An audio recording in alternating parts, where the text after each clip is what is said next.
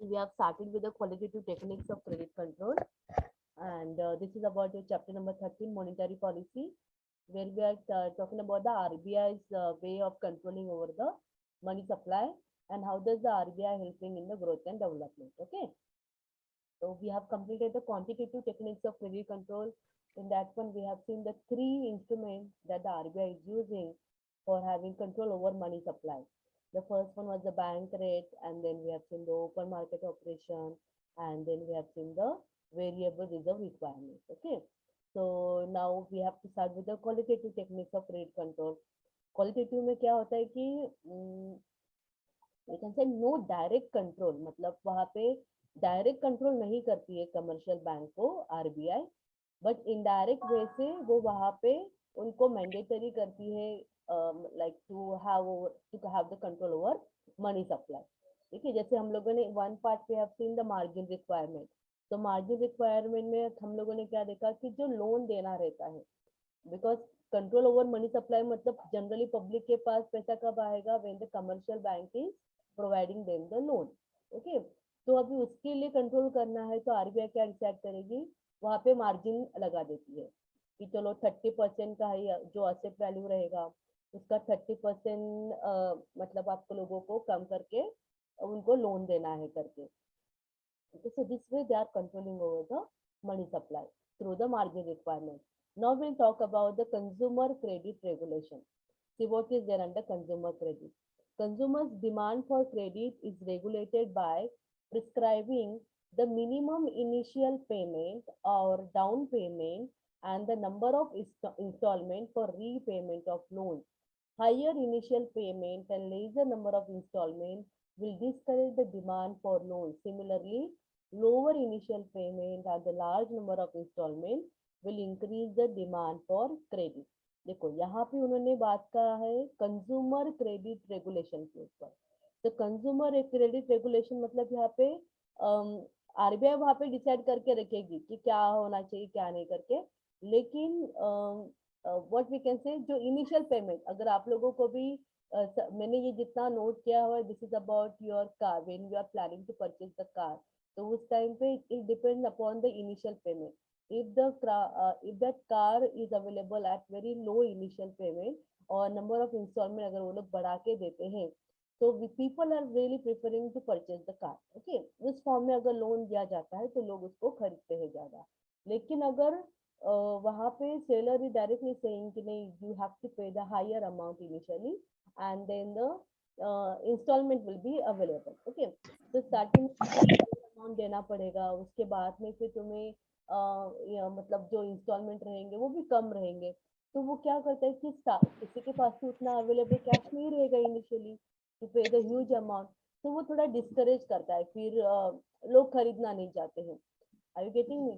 So this way somewhat the commercial bank अगर उस वे से लोन प्रोवाइड करती है तो यहाँ पे क्या होता है, वो डिस्करेजमेंट हो जाता है कि हायर इनिशियल अमाउंट देना है, लो इंस्टॉलमेंट देने हैं, लो इंस्टॉलमेंट रहेंगे. ओके, तो this is what the strategy. यहाँ पे आरबीआई ने डायरेक्टली कंट्रोल किया क्या? नहीं कंट्रोल किया. उन्होंने कहा वहाँ पे yes you can provide the loan, ये उन्होंने कहा है, लेकिन लोन प्रोवाइड करने के टाइम पे भी उन्होंने कहा है कि हायर इनिशियल अमाउंट पे कंज्यूमर को देना पड़ेगा, उसके बाद में उन्हें लो इंस्टॉलमेंट भरने पड़ेंगे. So this is what quite demotivating for the consumer. और इसके वजह से फिर वहाँ पे लोग कभी मतलब कार लोन के लिए नहीं जाएंगे, लोन्स के लिए नहीं जाएगा अगर ऐसा कोई स्कीम रहेगा तो. So this is the way the RBI is controlling the money supply. Is this clear to you student? Consumer credit regulation मतलब क्या है, समझा आपको student ये वाला पार्ट? Yes, ma'am. ठीक है, नेक्स्ट है डायरेक्टिव. अभी देखते हैं डायरेक्टिव में क्या होता है. The central bank can issue written or the oral directives to banks to follow certain lines of action. Okay, मतलब यहाँ पे सेंट्रल बैंक क्या करती है, कैसे काम करना है, क्या क्या डायरेक्शन फॉलो करने, उसके बारे में either they will going to send one GR or we can say one written document to all the bank, otherwise they will orally talk to the bank कि क्या क्या डायरेक्शन क्या क्या गाइडलाइंस में फॉलो करने हैं. Commercial banks may be asked to be rigid or liberal in granting loans. The success of this measure depends on the power and the prestige of the central bank. मतलब देखो उन्होंने जैसे कि bank rate का था वो लगा दिया है, देन ओपन मार्केट ऑपरेशन के थ्रू वो उन्होंने स्ट्रेटेजी अडॉप्ट किया है, देन अगेन उन्होंने what else we have seen the quantitative में वेरिएबल रिजर्व रिक्वायरमेंट, वो स्ट्रेटेजी उन्होंने अडॉप्ट किया है। बट फिर भी अगर सेंट्रल बैंक को फील होता है कि नहीं, commercial bank should lower the money supply और should higher the money supply, तो वो क्या करेंगे, now they will make certain rules and regulation.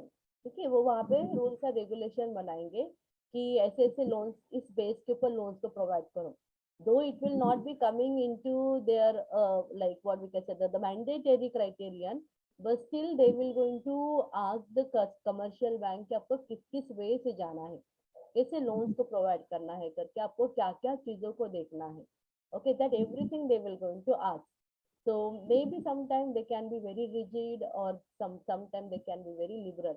मतलब हम लोग बोलेंगे ना हाँ भले बैंक रेट इतना है, ओपन मार्केट ऑपरेशन इतना है, या फिर वो लोग बोलेंगे मार्जिन रिक्वायरमेंट इतना डिसाइड किया है, तो अगर वहाँ पे सेंट्रल बैंक लिबरल होती है, थोड़ा सा लाइटली लेती है, तो सेंट्रल बैंक कैन आस्क कि चलो जो भी रूल्स एंड रेगुलेशन ठीक है, but still if you feel that that person will able to provide a loan, that person will able to repay the loan, अगर आपको लगता है उसके कोई हिस्ट्री के according, then go ahead and give them the loan. जैसे अभी आप लोगों ने एक चीज नोट किया रहेगा, सिविल स्कोर करके आपको पता रहेगा। Do you know about what is CIBIL score? Yes student, CIBIL score के बारे में कभी Yes. सुना है आपने? Yes, ma'am. सिविल अभी क्या होता है कि सिविल स्कोर के अकॉर्डिंग लोन दिया जाता है। सिविल स्कोर के अकॉर्डिंग मतलब कैसे, जैसे तुम लोगों का कोई हिस्ट्री, तुम्हारा हिस्ट्री वो लोग देखेंगे, लाइक जो क्रेडिट कार्ड का पेमेंट है, whether you are paying it on time और यू आर डिलेइंग इट, आपका कोई पेमेंट हिस्ट्री खराब है क्या? अगर आपका पेमेंट हिस्ट्री बहुत अच्छा रहेगा, so your CIBIL score will be very good, and as per the CIBIL score they will going to decide like how much amount will be given to you and that will be also available at a very low rate of interest also। ठीक है, मतलब एकदम भी लो नहीं, लेकिन yes थोड़ा बाकी लोगों से, अगर बाकी लोगों का सिविल स्कोर खराब है तो उनको थोड़ा हाई रेट ऑफ इंटरेस्ट दिया जाता है, और जिन लोगों का थोड़ा अच्छा रहता है उनके लिए थोड़ा कम अमाउंट पे रेट ऑफ इंटरेस्ट लगाया जाता है लोन के ऊपर। So these are all what like directives कि okay whatever is the rules and regulation, but if you still feel that the person will able to repay the loan on time, then you should consider it. Okay? So this is what the directives are given by the RBI. Now the moral suasion. What is there on the moral suasion? It refers to the appeals of the central bank to the commercial bank to follow a particular line of action. Appeals from the central bank may take the form of calling meetings of the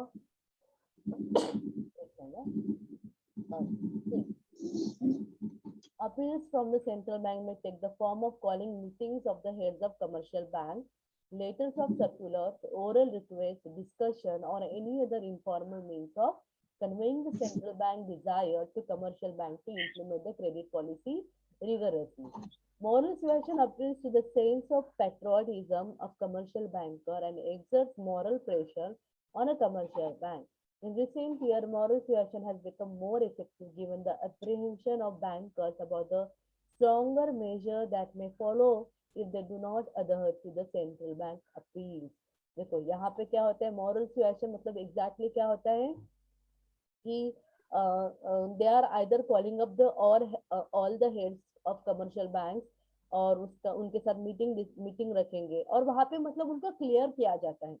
Okay, when the central bank is conducting such kind of a meeting, or when they are circulating the letters, or they are calling and they are requesting to the commercial bank, तो वहां पे उनको एक clarity दी जाती है कि like what is the objective of central bank, उन्हें क्यों इकोनॉमी में मनी सप्लाई बढ़ाना है या कम करना है करके, तो किस वे से जाना चाहिए। अगर आपको लगता है, मतलब यहाँ पे जीआर नहीं निकला है, ये बात ध्यान में रखो आप लोग, यहाँ पे जीआर तो नहीं निकला हुआ है, हाँ, लेकिन कैसे मनी सप्लाई को इंक्रीज करना है, कम करना है, उसके बारे में सेंट्रल बैंक वहां पे कमर्शियल बैंक को गाइड करेगी कि आपको क्या क्या रूल्स को फॉलो करने हैं करके।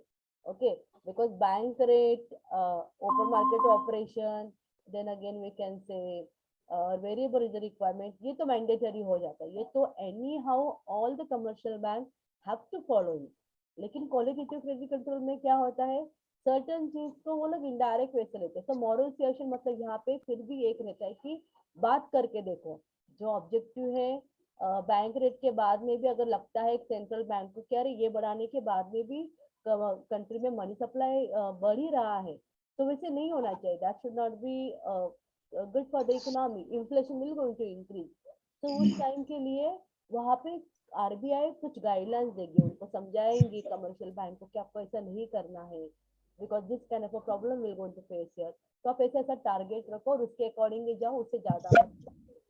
ओके, लेकिन और एक बात है कि दो it is like calling up the meeting and deciding, but still the RBI will going to take an very strict action against the commercial bank if they found that whatever the rules and regulation, whatever the guidelines were given by the commercial bank, that has not been followed by other commercial any of the commercial bank, तो उनके लिए वहां पे penalty रहता है या फिर उनका लाइसेंस कैंसिल होने की भी चांसेस रहते हैं। So जैसे देखो you like this time we have seen many banks are coming into the non performing assessment, वहां पे एनपीए की वजह से लिटरली वो लोग को शट डाउन करना पड़ रहा है। तो ऐसा क्यों होता है? Because whatever the guidelines is been given by the central bank through the moral suasion, they are not following it.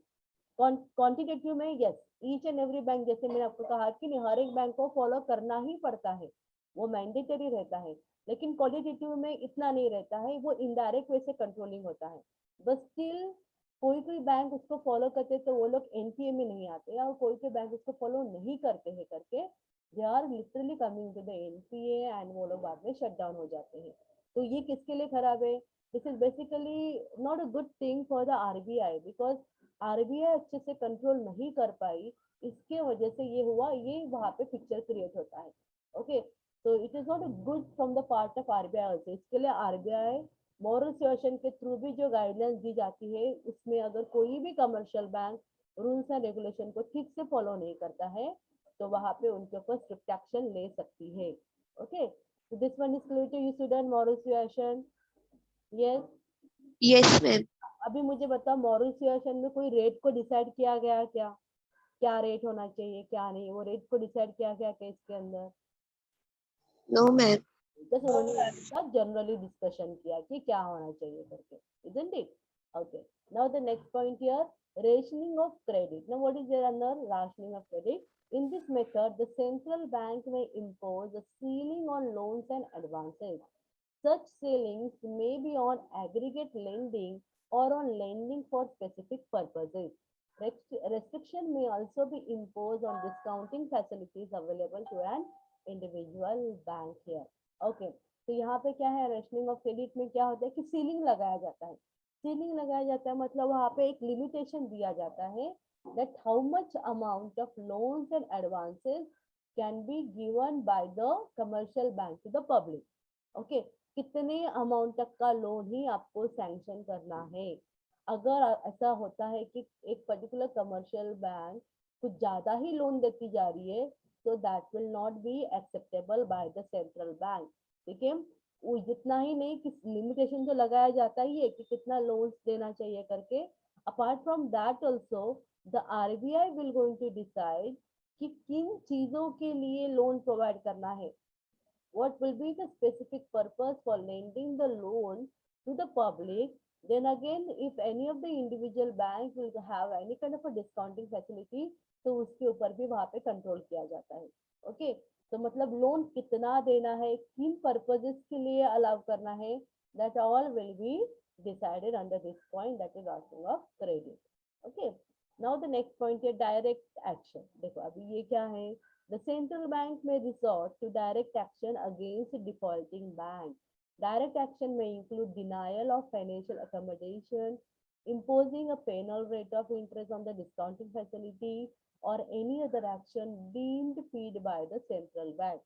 Okay, so direct action मतलब इन किन चीजों के लिए रहता है? Suppose whatever is the qualitative control RBI have decided and that will not be followed by any of the commercial bank, तो उनके ऊपर एक्शन लिया जाएगा। एक्शन लिया जाएगा मतलब exactly what they will go to do here, they will not going to accept any kind of a financial accommodation from that particular bank. Then again they will going to have the penalty rate of interest on the discounting of bills, and then and the direct action will be whatever the action they are feeling, it will be like a punishable form for that particular commercial bank. तो वो action वहाँ पे central bank लेती है. So this is what the way of your qualitative credit control. Is this clear to you, student? अभी आप लोग मुझे एकदम सिंपल वर्ड में बताओ आपको क्या डिफरेंसेस लगे अंडर क्वांटिटेटिव एंड क्वालिटेटिव में, आपको क्या डिफरेंसेस नोट हुआ वहां पे, कैसे मतलब क्या डिफरेंस. यहाँ दोनों जगह पे भी RBI is controlling over money supply, है ना. वह क्वांटिटेटिव में भी मनी सप्लाई के ऊपर कंट्रोल कर रहा है, क्वालिटेटिव में भी मनी सप्लाई के ऊपर कंट्रोल कर रहा है, लेकिन दोनों में क्या डिफरेंसेस लगा आप लोगों को फिर भी. why that particular one was the quantitative and Loan. why this is one is the qualitative? The ma'am quantitative quantitative में डायरेक्ट कंट्रोल है एंड क्वालिटेटिव में इनडायरेक्ट वे से कंट्रोल है. वेरी गुड शमा, वेरी गुड. ठीक है, Yes, ma'am. This is what the best one here. Quantitative में direct control, qualitative में indirect control होता है. और एक क्या और कोई डिफरेंस बता पाएगा? Yes Anish, you want to say? Okay, Anish don't want to say. In qualitative technique, there are uh, the control is in the form of loan by directing how to give loan to the consumers. हाँ, that also we can say कि यहाँ पे वो लोग directly control कर रहे हैं loan के ऊपर ही. Direct control over the loan we can say, because bank rate वगैरह वो भी एक लोन के ऊपर ही कंट्रोल जैसा ही रहता है, लेकिन वहाँ पे वो directly Ma'am, here they are commercial bank का controlling the पैसा कम कर consumers देते. loan. क्या क्या क्या? Here consumers loan are here हाँ, they are यहाँ पे controlling the consumer loan loan. to yes, very consumers. Good, very good. यहाँ पे कंज्यूमर लोन के बारे में ज्यादा बात किया गया है. Yes, very good. मतलब see, controlling over money supply, it means we are always talking about the loans only, because public के पास लोन के फॉर्म में ही पैसा आता है बैंक के थ्रू. ओके, तो ये तो बात वहाँ पे बराबर है, लेकिन बैंक रेट में वगैरह क्या होता है कि if will talk about the consumer तो लोन तो मैं वहाँ पे बोलेगी इनडायरेक्ट कंट्रोल हो गया फिर वहाँ पे, बिकॉज बैंक रेट कम ज्यादा बढ़ा देना, वेरिएबल रिजर्व रिक्वायरमेंट ज्यादा रखना, तो उसके वजह से अल्टीमेटली क्या होता है कि कमर्शियल बैंक के पास वाला पैसा ही कम हो जाता है और लोन को वो लोग दे ही नहीं पाते ज्यादा. Okay, so that we can say that could be the indirect control over the consumer loan. But when we talk about the qualitative techniques, तो वहाँ पे direct control over the consumer loan हम लोग कहा कहते हैं. ओके, तो consumer loan के according yes you are correct Anish, की कंज्यूमर लोन के लिए तो quantitative will be indirect and the qualitative will be direct. But as who said that? Shama, na? What was the name? क्षमा ma'am.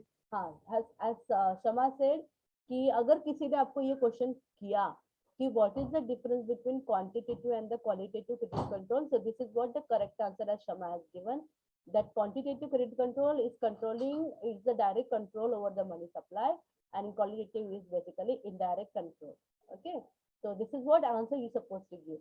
Okay, so is this clear to you, student? What is quantitative and the qualitative? All these points? Yes, ma'am. Yes. Yes, ma'am.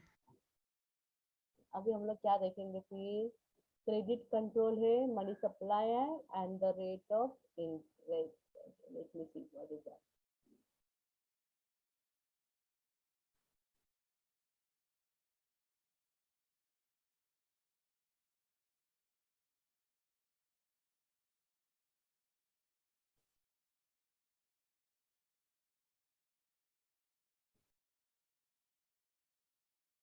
Okay, चलो we start with this point. कितना time में? हाँ, time है अभी. Credit control, money supply and the rate of interest. Okay, so let's start here. There is an important relationship between the supply of money and the rate of interest. In attempting to control the supply of money, the authorities cannot avoid affecting the rate of interest. The rate of interest is also policy objective of the monetary authorities, since it has important effects on the cost of servicing the national debt, the level of investment, and the other macroeconomic variables. If the authorities want to maintain some given level of interest rate, they must supply whatever quantity of money is required to maintain that the rate of interest. They will have to respond in a passive manner to any shift in the demand for money. If they choose to control the quantity of money, then they cannot also control the rate of interest. It will vary as the demand for money varies here. Okay, यहाँ पे rate of interest के बारे में उन्होंने क्या कहा है कि मतलब एक मॉनिटरी मॉनेटरी पॉलिसी का ऑब्जेक्टिव क्या रहता है कि to control over the money supply, ठीक है। तो to control over the money supply, वहां पे और एक पॉइंट कहा है उन्होंने रेट ऑफ इंटरेस्ट के बारे में, तो कमर्शियल बैंक के लिए, ठीक है। तो कमर्शियल बैंक के लिए मतलब commercial bank to public, that we can say. Commercial bank का जो रेट ऑफ इंटरेस्ट रहता है उसको बैंक रेट कहा जाता है, मतलब जो आरबीआई उनके ऊपर इम्पोज करती है वो। लेकिन जब कमर्शियल बैंक पब्लिक के ऊपर जो इम्पोज करती है उसको कहा जाता है rate of interest. Okay, so as per the bank rate only the commercial bank will go to decide about the rate of interest। ये आपको पता है कि जितना ज्यादा बैंक रेट रहेगा उतना ज्यादा रेट ऑफ इंटरेस्ट भी बढ़ता जाएगा। तो भले वो लोन के लिए रहने दो या फिर तुम्हारे सेविंग अकाउंट के लिए रहने दो, जो भी रहेगा, लेकिन as per the bank rate, as the bank rate will going to increase, the rate of interest will also going to increase here। तो उन्होंने कहा है कि अगर हमें कंट्रोल ओवर मनी सप्लाई करना है तो हमें रेट ऑफ इंटरेस्ट के ऊपर भी ध्यान देना चाहिए। रेट ऑफ इंटरेस्ट भी वहां पे मतलब कम ज्यादा करने की वजह से लोन के ऊपर अफेक्ट होता है, मतलब कंज्यूमर क्रेडिट लोन के ऊपर अफेक्ट होगा यहाँ पे। Okay, this is what they are trying to say. Now, additional instrument of monetary control, special reference to the Indian economy. Okay. Monetary policy operation in India may be characterized as aimed at short-term liquidity management and long-term liquidity management. Besides the usual quantitative and qualitative measure of credit control, the Reserve Bank of India has a few more techniques at its disposal. For the short-term liquidity management, the RBI uses the liquidity adjustment facility, the repo rate, the reverse repo rate, term repos, market stabilization scheme, marginal standing facility, refinance facility.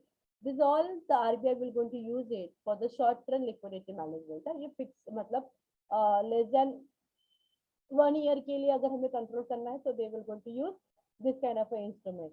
Now RBI's current policy rate, ये उन्होंने current policy rate कहा है, but ये देखो उन्होंने यहाँ पे 2017 के अकॉर्डिंग कहा है, तो उसके ऊपर हम ज्यादा डिपेंड नहीं रह सकते हैं। अभी तो 2009 हम लोगों को 21 का देखना है, तो आप लोगों ने मुझे सीआरआर तभी बोला था 4% था, एसएलआर आप लोगों ने बोला था कुछ 18%, right student? Yes, Yes, ma'am. है ना, ये भी चेंज हुआ रहेगा, बैंक रेट, रेपो रेट, ये भी शायद से चेंज हुआ Yes, रहेगा अभी का। Yes, around 4, around bank 4% bank rate rate. Is how much? Can you check that, how much is the bank rate at present? Check करो थोड़ा, मुझे बताओ।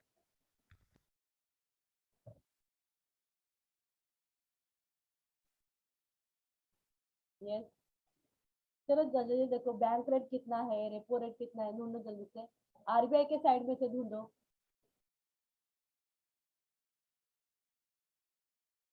मिल रहा है किसी को? Ma'am, 8.80. कितना है? 8.18। 8.80. ये कौन सा वाला आप बता रहे हो, रेपो बता रहे हो मुझे? Ma'am, bank rate. Bank rate, okay. And how much is the repo and the reverse repo rate now? Ma'am, bank rate is 4.25%. 4.25 And है। कौन सी साइड से देखा yes, Anish? yes, ma'am. Yes, ma'am. RBI. 4.25 to Reverse repo rate 25%. is 3. अच्छा Reverse repo 4.25 rate है। is ओ, 3.35%. अच्छा सुनो Repo सुनो, rate is रुकना 4%. रुकना रुकना अनीश। अच्छा, बैंक रेट तूने बोला 4.25 ना? Yes, yes, ma'am. हाँ। Yes. उसके बाद में रेपो कितना बोला? 3.35%. Oh, Reverse repo rate.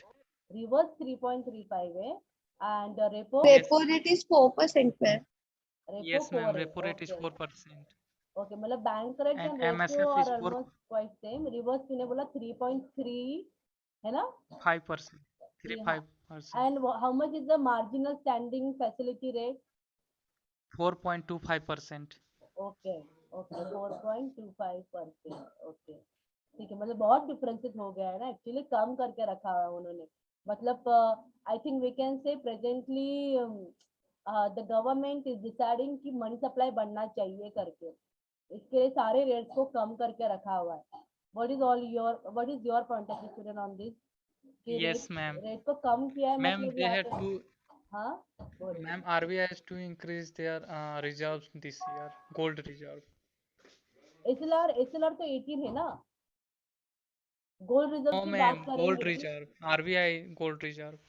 हाँ अगर आरबीआई का गोल्ड रिजर्व की बात करेंगे तो वो तुम्हारा एसएलआर के थ्रू ही मिलता है आरबीआई के पास गोल्ड।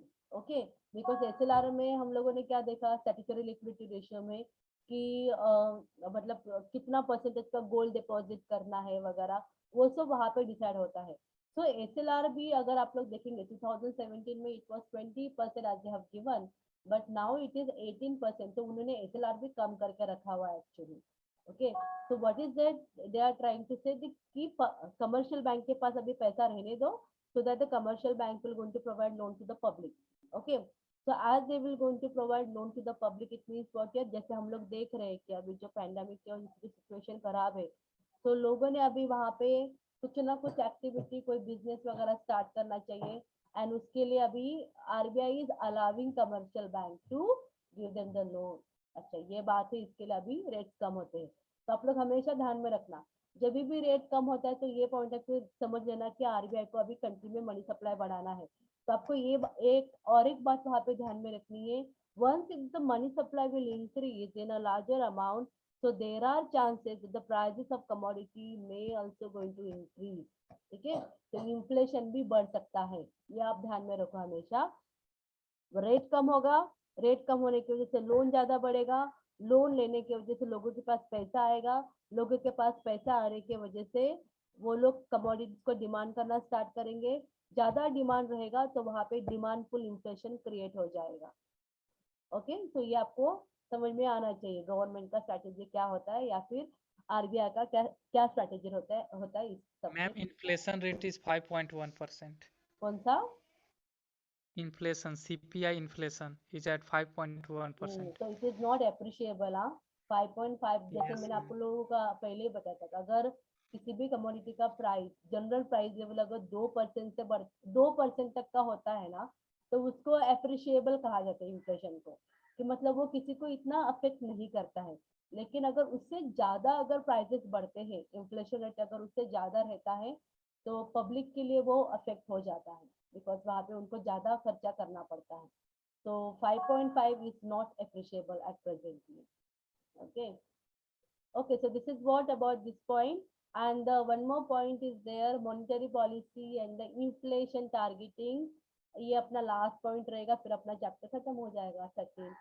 ठीक है, तो ये मैं तुम लोगों को नेक्स्ट लेक्चर में ले लूंगी, अभी मैं तुम लोगों का अटेंडेंस ले लेती हूँ पहले। Okay student.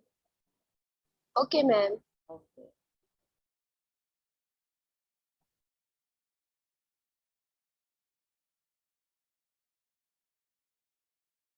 let me open your attendance sheet first.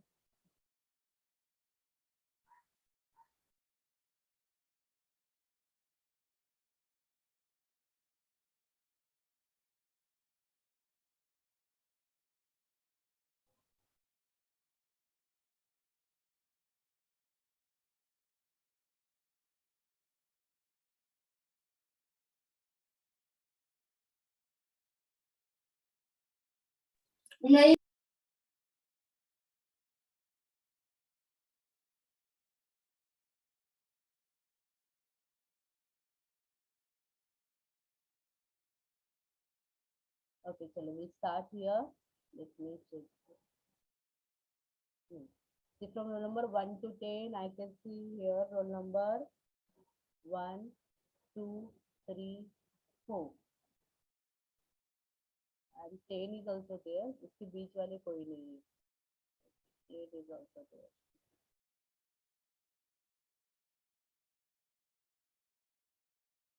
From 11 to 20, I can see only the roll number 16. और कोई है इस ग्रुप में? Okay, then from 21 to 30, I can see 25, 26, 25, 26, 27, 29, and then 30. Then 31 to 40, I can see roll number 31, then 32, 34, 36. Then from roll number 41 to 50, I can see roll number 41, 45, 46, 47, 48, 49, 49. Okay. Then after 49, 51 to 60 में only one roll number I can see here, 57. तो ये इस group में, इसके अलावा only 57 is there. Then from roll number 61 to 70, I can see the roll number 61, 62, 63, 65, 66, 67, 68, and then 70. From 71 to 80, only two roll numbers are here. 76. 68 present, ma'am. What 68? Pratham. Present, ma'am. Okay. Given. Yes. Then from 71 to 80, I can see the roll number 73, and then 77. Okay, that's it. Then from 81 to 90, I can see the roll number 82, 87. Roll number 90 to 100, I can see 92. Ma'am 91. अच्छा 91 भी है, ठीक है. 94. जरूर. हाँ 91, 92, then 95. 64 का नहीं लगाया मैम आपने. 94, ma'am. 94. रुको रुको एक मिनट, पहले मुझे आगे बढ़ने दो. अभी 95 के बाद में है 99. ओके, यहाँ पे हीरा नागेश 94, ma'am. 94. 94 सिद्दीकी मोहम्मद ना दिया ना बेटा. 94 को 94 को दिया है. हीरा नागेश, आपका भी रोल नंबर मिलना चाहिए मुझे. Yes. Then from roll number 101 से लेके 100 भी है. 100 is also present. Darshana. Okay, Darshana को दिया. देन 101, 105, 106, 107, 112, 114, 120. ओके, इतने हो गए. एक मुझे देखना है अभी 64 को ना. 64 गायत्री. ओके गायत्री. और किसका बाकी है? ये दैट्स वन मोर. मैम. हाँ बोलो. मैम मेरा कल प्रेजेंट थी ना कल. What's your name? शायद 91. 91.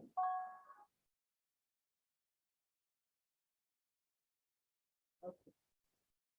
यस. ये और एक नंबर था किसका, तो जिन्होंने नाम अपना रोल नंबर नहीं लिखा था, वो वाज दैट. चला गया वो तो,